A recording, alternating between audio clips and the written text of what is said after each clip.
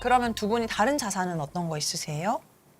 제가 사실 그 남편 몰래 있는 돈이 6천, 7천 사이거든요. 네. 그건 남편이 몰라요.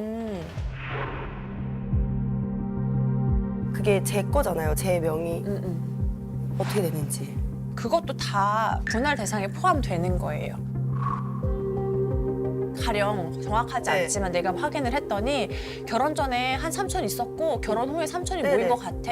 그러면 결혼 전 3천은 빼 그게 아니고 결혼 전에 있었던 돈을 쓰지 않고 계속해서 축적해서 늘려나갈 수 있었던 건 남편이 나한테 생활비를 줬기 때문이잖아요. 그러면 분할 대상에 포함되는 거예요. 그러면 이거를 네. 제가 지금 엄마 명의로 5천을 빼돌리면은 상관없어요? 그 거래 내역은? 거래 내역도 다 나와요. 이미 늦은 거예요? 빼돌리기에는? 궁금해서. 뭔가 좀 퍼즐이 맞춰질 것 같습니다. 그게 의심이 됩니다. 근데 저도 7, 8년 동안 이직은 잦았지만 그동안 쌓아온 게 있거든요. 결혼 전? 네네. 결혼 전부터. 전부터 기간은 모르겠지만 결혼 전부터 걸쳐서 그때 모아둔 돈이 있으신 거네. 있을 수도 있어가지고 그거는 확인한 적이 없어서 그거는 그냥 제가 깔끔하게 그거까지 파면 너무 복잡하니까. 아니 근데 그거는 말이 안 되죠. 왜냐하면 지금 걸쳐서라고 얘기한다는 거는 같이 기여한 거니까 그거는 그렇게 얘기할 문제가 아닌 거죠. 그렇죠. 제가 모아둔 200만 원 생활비가 부족할 것 같으니 이런 넣고 거는 그냥 예금까지 넣어요? 많으니까. 퍼즐이 맞춰질 것 같습니다. 그러면 예금을 넣고 5대5 해드릴게요. 뭘 해드릴게요? 뭘 해드릴게요? 자, 예금이 얼마 정도 있어요? 지금 정확하게. 6천에서 7천 사이예요. 어우, 6천 안 돼. 6천에서 7천 사이예요. 6천 얼마. 그 열심히 모으셨네 그래도 되게. 경제관념이 또 투철해서.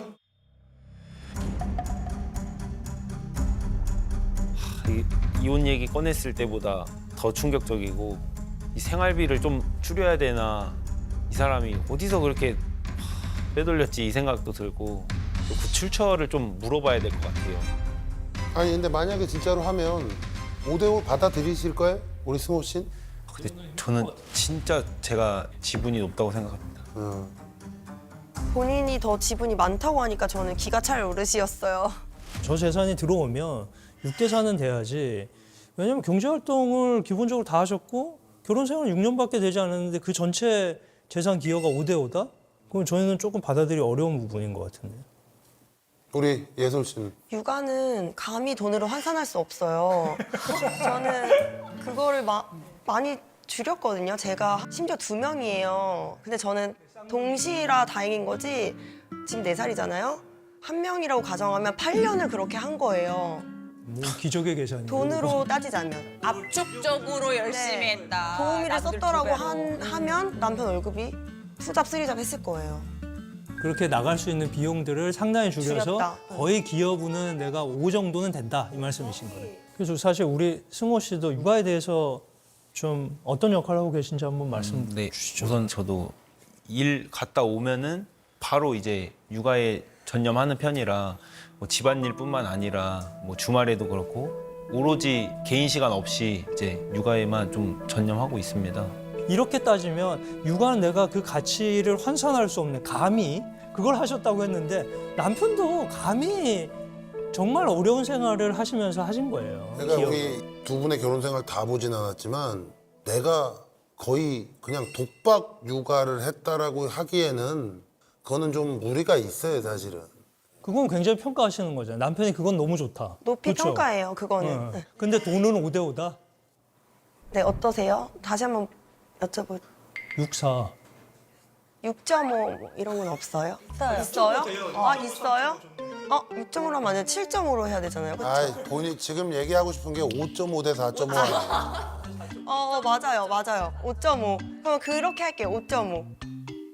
진짜 내가 똑똑하구나. 그 남들은 생각해 보지 못하는 소수점까지 어쩌면 이런 똑똑한 와이프를 놓치는데 어떠냐. 뭐 이런 기분이 들었어요. 아마 남편도 저를 저 정도까지 똑똑하다고 생각이 들었을 것 같아요. 좋아요. 뭐 요걸로 네, 남편 네. 5.5에 우리 4.5로 받아들이는 네. 걸로. 그렇게 해도 괜찮겠어요. 네, 해드릴게요. 재산 분할 관련해서는 많이 양보를 했어요. 뭔가 그 분위기에 말려서 소수점 딱 거기에 당한 것 같습니다. 네, 그럼 아까 양육자 부부는 조정이 안 됐으니까 법원에서 지정받도록 하시고요.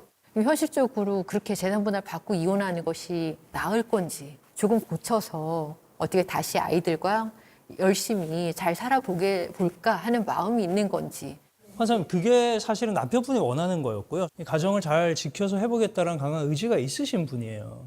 지금부터 그걸 책임을 따지자고는 아니고 개선하는 방면으로만 그럼 얘기를 해볼게요. 첫 번째, SNS 중독. 하고 싶은데.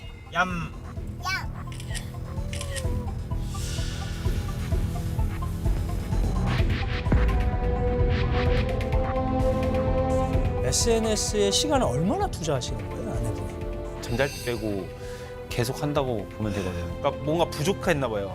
낮에 한 게 부족해서 밤에 또 SNS 하고 보통 한 2-3시 막 이때 자면은 결국엔 또 늦잠 자고. 이게 사실은 발단이나 원인이 돼가지고 다른 문제들도 결국에는 영향을 미치는 것으로 보이는데요, 그렇죠? 네네. 애들 등원 넣는 거, 그렇죠? 그게 생활 패턴에 굉장히 큰 영향을 미치고 있기 때문에 이 인와 관련된 중독 부분을 해결해 달라. 저희도 이 부분에 대해서 개선하려고 노력할 거거든요. 그래서 저희가 정한 거는 아기들이 등원해가지고 아내가 혼자 있는 시간에 SNS를 하겠다. 그 말인즉슨 애들과 같이 있을 때는 SNS 하지 않는다는 뜻이거든요. 게시물까지 조금 정리를 하고 가면 어떨까요? 게시물이 사실은 시간은 물론 그러시겠지만 굉장히 많이 올리시잖아요. 그건 게시물 아예 좀 안 안 올릴 올려요? 의향이 있어요. 아, 그래요? 한 개 정도. 스토리도 스토리는 5개 정도? 네. 게시물은 한 개. 그러면 스토리 5개, 네. 게시물 이하, 1개, 이하. 5개 네, 네. 이하, 게시물 하루 1개. 네. 솔직히 스토리 5개는 좀 오바잖아요. 요즘 스토리 5개만 올리는 사람이 어디 있어요. 어떻게 해야 될지 사실 지금도 머릿속에 복잡해요. 그러면 그렇게 네네. 네, 좋습니다. 그렇게 우리도 노력할 테니 저희도 요청 사항이 있어요. 아, 그 관련해서 네. 있어요? 네, 뭐가? 그게 뭐냐면 네. SNS에 그런 게 있잖아요. 좋은 글귀들. 네. 그거를 DM으로 하루에도 몇십 개를 보내거든요. 읽어보라고. 일하고 있는 와중에 그거를 꼭 읽기. 내가 보내는 DM. 그 좋은 글귀들. 뼈가 되고 살이 되는 말들이 그걸 읽기요. 그 몇 개 보낼 거예요? 그럼 양심상 양심상. 5개? 아니 5개면 한 달이면 150개예요. 저는 근데 하루에도 보는 게 어. 진짜 한 500개가 넘어요, 저는. 그중에 추린 거니까 얼마 시간 절약이에요? 아니, 너무 좋은 건데? 어떻게 해요? 3개 할까요? 만약에 남편은 3개도 힘들다고 하면 몇 개까지 양보할 수 있어요? 하루 하나? 아, 지가 보는 게 더 많을 텐데 내가 보낸 꼴랑 3개도 못 봐? 하고 좀 반박을 해볼게요. 그거는 좀 양보 못 할 것 같아요. 이거를 마냥 또 막 많이 보내면 보기 어려우시니까 하루에 3개 정도만 저희가 보낼 테니 남편이 봐주시면 우리도 SNS 줄이겠다. 애들 있을 때는 네. 안 하겠다. 어떠세요? 어떠신지요? 네네, 충분히 가능하고요. 사실 저는 그냥 보고 그냥 무시하고 말았거든요. 근데 그거를 통해서 뭐 자연스럽게 대화가 이어져 이어질 갈 수 수도 있고, 있어서 대화의 주제가 될 수도 긍정적입니다. 그리고 두 번째. 두 번째는 아까 계속 말씀드렸지만 아이들의 생활 패턴, 사이클 이거를 이제 정상적으로 돌리자는 얘기예요. 엄마가 돌아가야 이게 되는데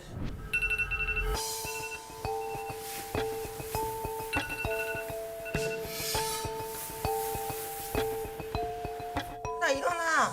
네? 여보세요? 네. 등원했어? 바빠.